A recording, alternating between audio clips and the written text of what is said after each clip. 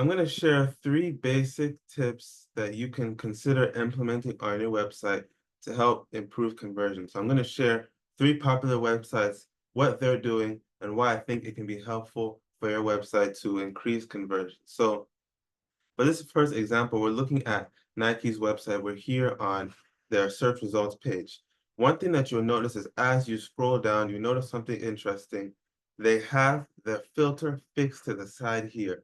Now, thinking about it, why might something like this be so helpful with increasing conversions? Well, if you think about it, when you come to a website and you want to filter these options. So let's say you want to filter between men, women, unisex. Maybe you want to filter between color.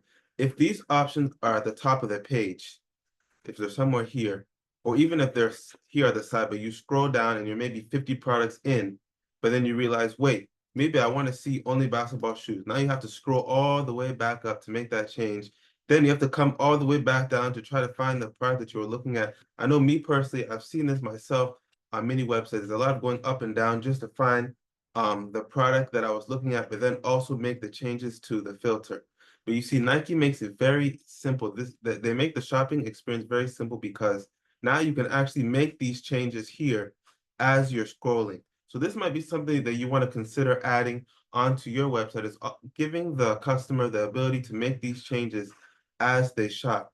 And again, maybe you don't want to fix the whole time. You have this option here. You notice hide filters. So now customers can easily toggle between hiding filters and showing these filters. So that might be something that you want to consider adding onto your website just to make the shopping experience just a little bit smoother, giving customers the ability to customize their options as they shop without them having to go back up and down on your search results page. So definitely something to consider and think about. The next thing here, I think I accidentally clicked something. The next thing here is actually on Best Buy's website.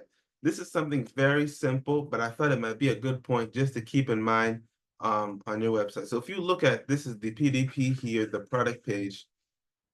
What do you notice here? They have 6 images here.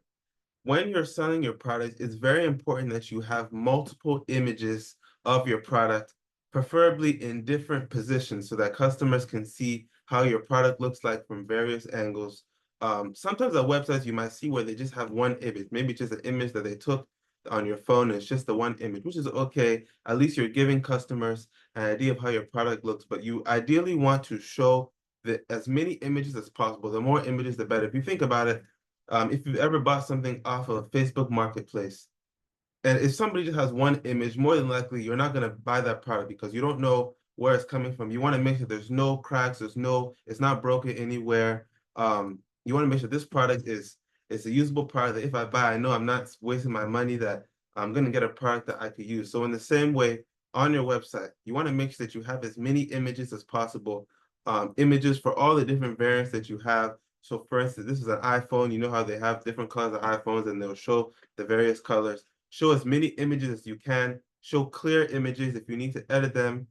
Make sure that it's clear to the customer what's being sold, because customers do base their buying decisions a lot of times off of images. So showing as many clear images as you can, it can't hurt you, it can only help you. So that's definitely something to keep in mind to help increase conversion, is to make sure that your images are clear, that you add as many as you can.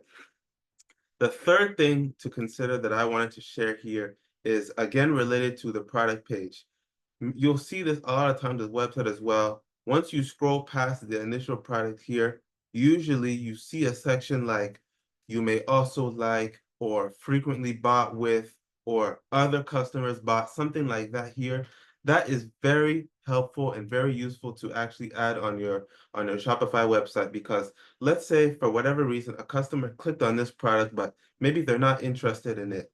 If you add additional options that they can choose from.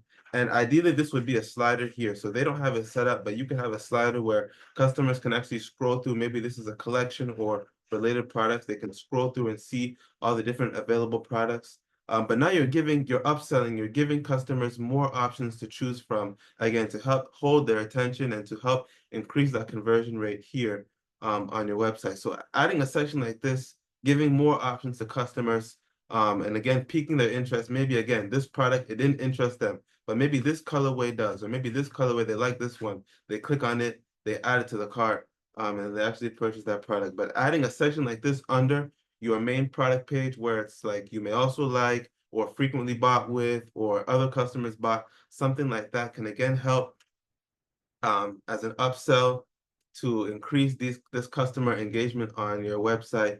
These are just ideas that I saw on these websites that I wanted to share that you can consider implementing on your website to help increase conversion. So if this video was helpful, um, please let me know. If something like this could be useful for your store, consider adding it. Look at other websites, especially ones who are in your niche, and see what they're doing and how you can implement certain things on your website as well. Now, if you're looking to actually implement anything that we mentioned in this video, if you're maybe considering it, implementing it to your website, please feel free to reach out. I'll be more than happy to assist you with this or any other customizations that you might be looking to include on your Shopify website. um, Please feel free to reach out. We also do have our monthly Shopify maintenance plan. So if you're looking for additional support with your Shopify website, and you have any questions about that, please feel free to reach out. Or if it's just a couple hours per week of support that you might need, feel free to reach out as well. But once again, I hope this video gave you some ideas, and I hope this video was helpful. So please feel free to reach out if you have any questions.